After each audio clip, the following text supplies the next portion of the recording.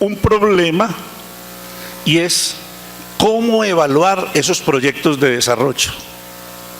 Y sobre todo, cómo evaluar en los proyectos de desarrollo los resultados no planificados. Es decir, uno tiene unos objetivos en un proyecto y normalmente siempre lo que se va a valorar es cómo se cumplieron los objetivos, cómo se desarrollaron.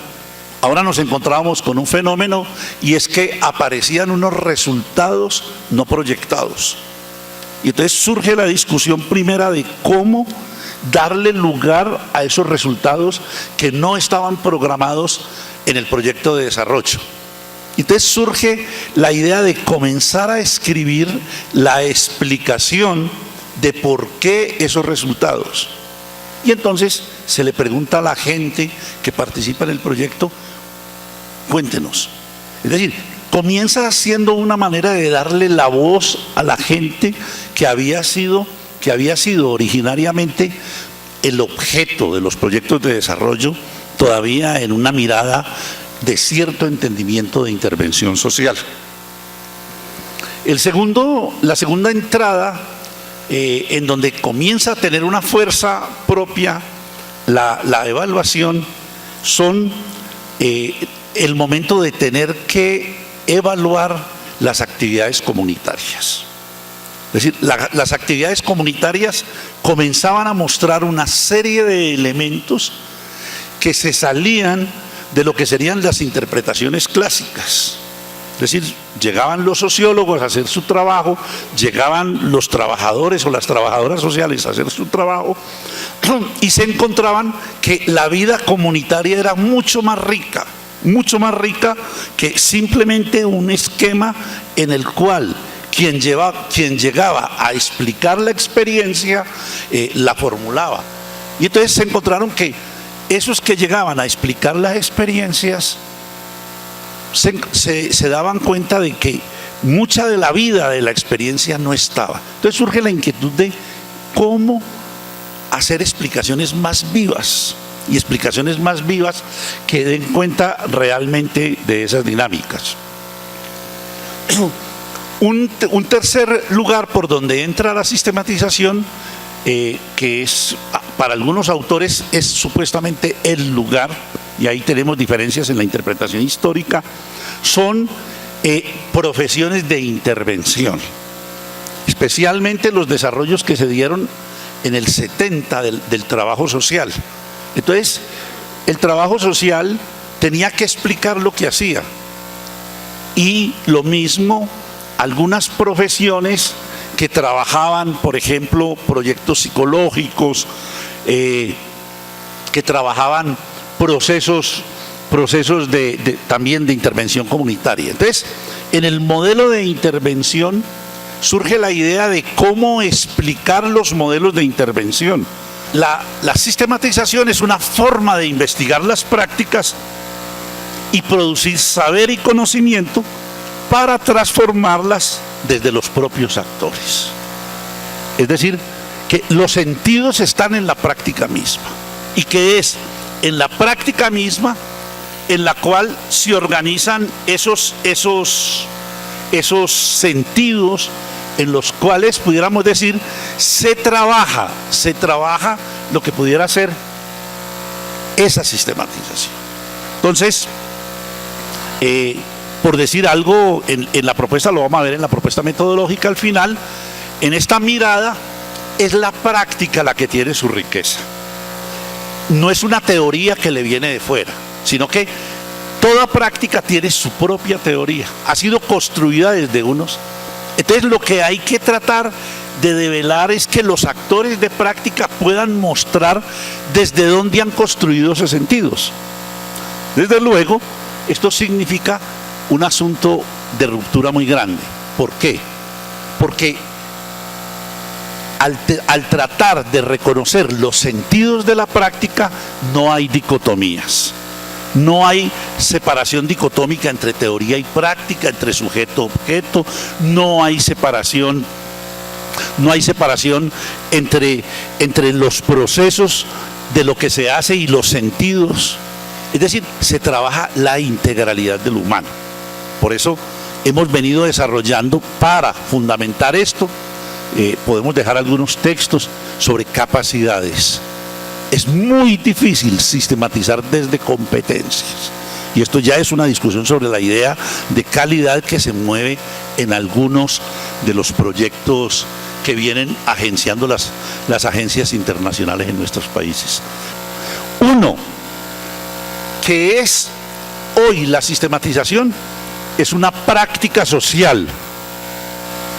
Y es una práctica social en la esfera del saber y del conocimiento. Miren la importancia. Ya la sistematización no solo ve las prácticas, sino que ella se autoconstituye como una práctica social. Y una práctica social para producir saber y conocimiento. Pero ¿dónde está la diferencia radical? Desde los actores de la práctica.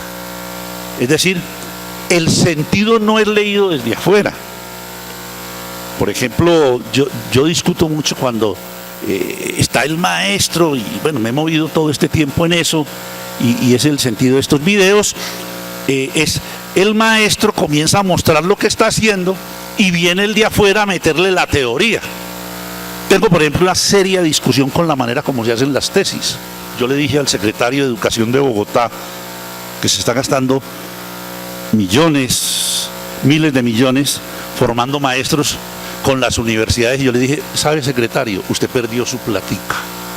Y perdió su platica porque usted está mandando a estos maestros y a estas maestras a estudiar a una universidad donde no le están dando nada para las necesidades de la práctica de un maestro.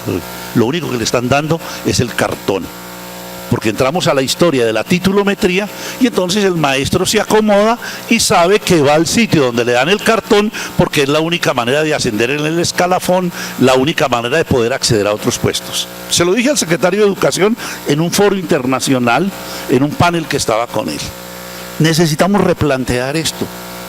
Porque es que si el maestro y la maestra van a ser quienes van a producir saber y conocimiento desde sus sentidos, necesitamos transformar no solo lo que hace el maestro, sino la manera como le da valor a lo que hace. Y ese reconocimiento de ese valor va a ser fundamental, porque es desde ellos, ya no es, mire, es que usted hace currículo, vea, aquí están las teorías del currículo, mire a ver en cuál teoría encaja usted. No. Los maestros están transformando el currículo.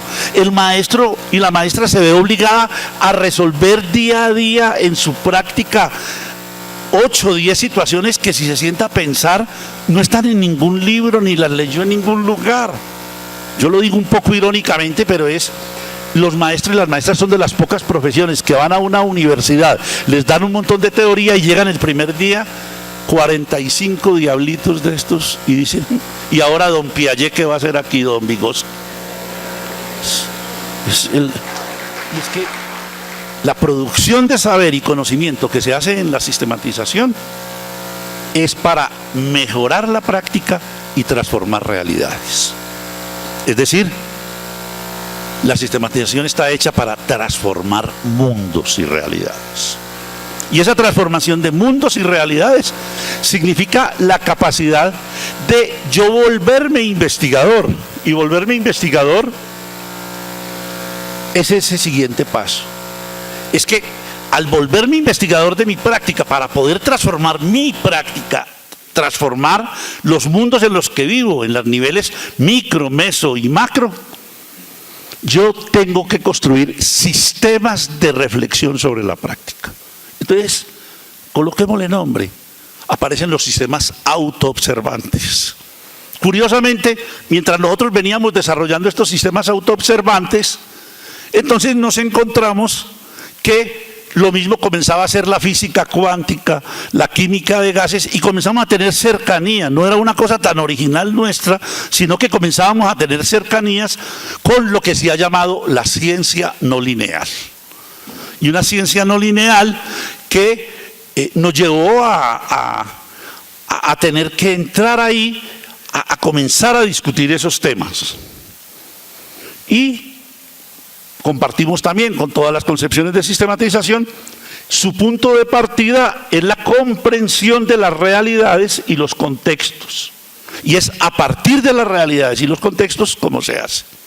Entonces, la sistematización ya con un cuerpo comienza a ser comprendida como ese lugar en el cual los actores comienzan a producir saber y conocimiento. Que para poder expresar esas prácticas es necesario manejar una tensión entre diversidad y homogeneidad. Esa tensión entre diversidad y homogeneidad significa reconocer que vivimos en sociedades humanamente diversas, culturalmente diferentes y socialmente desiguales. Es decir, yo no puedo seguir haciendo procesos en donde le doy lugar a la diversidad, le doy lugar a la diferencia, pero no lo construyo integralmente con la desigualdad. Y cómo la desigualdad va a tener que plantearnos, por ejemplo, en calidad, el asunto central de la pertinencia de los tipos de trabajo que se hace. El tercer elemento ahí es la existencia de un mundo pluriverso. Lo que nos ha dado América Latina es eso. Si ustedes ven en la experiencia que les he venido mostrando de la investigación como estrategia pedagógica, mientras cuando Le Mans Le Paté o Escuela de Labore Cooperativa, la pregunta que se hacen es ¿cómo el niño puede aprender como los científicos? La pregunta que nosotros nos hacemos es ¿cómo se construye cultura ciudadana y democrática en ciencia, tecnología e innovación en sociedades desiguales? En donde el conocimiento está marcando la nueva diferencia. Y entonces ahí no me basta con que yo cambie el modelo de desarrollo, ni cambie el entendimiento. Necesito totalmente cambiar epistemológicamente la manera como lo pluriverso entra dentro de lo universal. Y eso significa un replanteamiento básico de muchos de los elementos. Entonces la sistematización tiene una propuesta metodológica. Y esa propuesta metodológica, ustedes la ven ahí, hay un primer nivel de la sistematización. Y ese primer nivel de la sistematización está de la práctica. Por eso las primeras preguntas de la sistematización, y es muy curioso, yo estoy al interior de la práctica, pero depende de para qué sistematizo, yo voy a tener las preguntas. Las preguntas no son universales, no son hipótesis universales. Las preguntas son específicas. Pero hay un segundo nivel que cuando yo elaboro esas preguntas, yo tengo que aprender a formular preguntas. Nosotros tenemos, por ejemplo, luego si quieren, tenemos cuadernos para aprender a hacer preguntas. Tenemos una tipología de 20 tipos de preguntas, de por qué cuando uno pregunta con el qué va a tener tal tipo de respuestas. Si uno pregunta por el cómo va a tener un tipo de respuestas. Y yo tengo que aprender a manejar, si realmente quiero entrar en todo ese horizonte, la pregunta en alguna medida dirige respuestas. Y por eso es tan importante tener claro el para qué. Y en un tercer nivel, es necesario que la persona hace un primer ejercicio de organizar su práctica. Y entonces, para organizar la práctica y descripción de la práctica, no nos sirven todas las herramientas. Más, en estos momentos nosotros estamos avanzando que las herramientas deben convertirse en dispositivos de saber y conocimiento. Hay en estos momentos una tesis de grado en Colombia que se va a publicar en donde muestra cómo se produce desde esta mirada ese nivel. Y es necesario que aparezcan los primeros textos de las personas. Esos primeros textos son definitivos, los que puede escribir. Y esos primeros textos funcionan con la narrativa de las personas. ¿Me perdonan? Aquí lo único que necesitamos es un maestro y una maestra que recupere su autoestima, que se dé cuenta que él es productor y que está dispuesto a hacerlo y que éticamente va a decidir construir su espacio micro de otra manera. Y entonces él convierte su aula, que deje de ser jaula y se convierta realmente en un lugar de producción de saber y producción de sentido. Pero eso,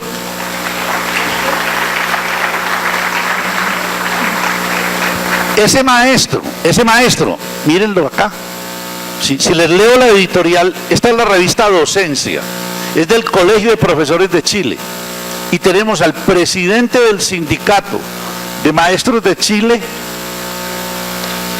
proponiéndole a los maestros que este va a ser el año de la sistematización para que el movimiento pedagógico del Colegio de Profesores comience a trabajar en torno a un maestro y una maestra que a través de la sistematización de sus prácticas va a mostrar que otra educación y otro maestro están haciendo en Chile. Pero no termina ahí, ¿ve? Entonces, si yo estoy bien, lo que hago en el aula lo vuelvo organización, y esa es una de las posibilidades potentes de Fe y Alegría. Si Fe y Alegría comienza a trabajar y a juntar esas distintas experiencias, y junta a los de matemáticas y junta a los de sociales, y comenzamos a hacer experiencias de integración, vamos a ver que las escuelas de Fe y Alegría serán escuelas de integración curricular muy rápidas, y no solo en el currículo oculto. ¿Y eso qué significa? Ojo, no podemos olvidar que hay 3 niveles del cambio. Hay un nivel micro, en donde yo me la juego en mi aula, pero hay un nivel meso. Tenemos que construir y disputar en la sociedad esos espacios. La Internacional de la Educación acaba de decretar hace 2 años, yo estuve en el seminario con ellos en donde se decidió, dando unas conferencias sobre estos asuntos, construir movimiento pedagógico en el mundo, como forma de enfrentar el neoliberalismo en educación. Entonces, maestros y maestras, a recuperar la autonomía, pero esa autonomía requiere una autoestima y requiere que desaprendamos esa función aprendida de que nosotros simplemente somos los repetidores de lo que hacen otros sabios, que son los que saben cómo es la educación. No, esta educación se está recreando. Ustedes son los geopedagogos, no más repetir a Piaget, no más repetir a Vygotsky, no más repetir ni a Marco Raúl ni a nadie. Ustedes tienen que construir en cada centro su propuesta pedagógica con la cual muestren esa autonomía y hagan posible que ustedes se hacen creadores de pedagogía.